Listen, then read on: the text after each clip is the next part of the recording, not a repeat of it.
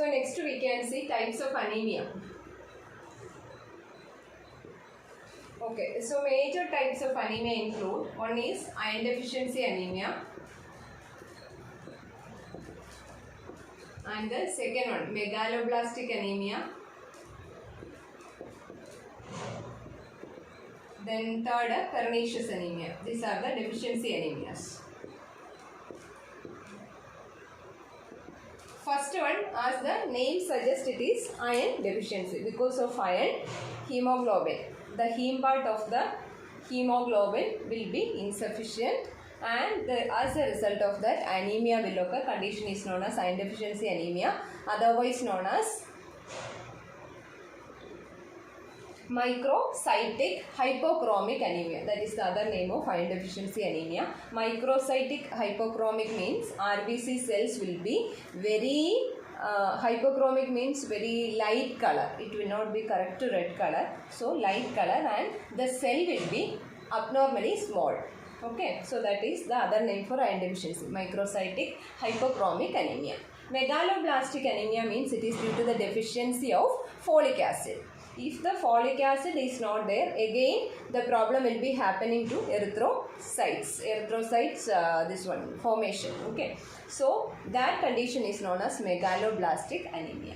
And pernicious anemia means it is due to the deficiency of vitamin B12, otherwise known as cyanocobalamin. Okay, so these are the major three deficiency anemias, and these two, megaloblastic anemia and pernicious anemia, majorly it is due to the deficiency of vitamin B complex, because folic acid, folate, everything will come under vitamin B complex. Again, vitamin B12, pernicious anemia. Okay.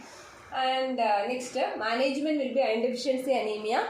We have to advise the client to have maximum intake of iron. Okay, so iron rich food include green leafy vegetables like spinach, and other than that, beetroot, pomegranate, dates, and raisins. Okay, and animal liver is a great source of iron. All these are great sources of iron. So we have to advise the client to have maximum intake of iron along with vitamin C. Okay, they have to have vitamin C, because iron is getting absorbed from the gut in the presence of vitamin C.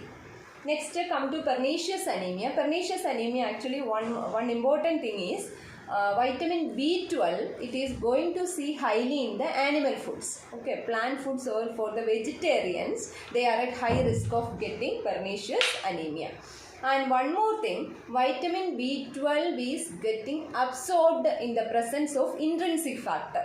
Intrinsic factor means it is a material which is produced by the gastric parietal cells. Okay, so if the intrinsic factor is not there, again if the patient is having or the client is having vitamin B12 also, it is not going to get absorbed.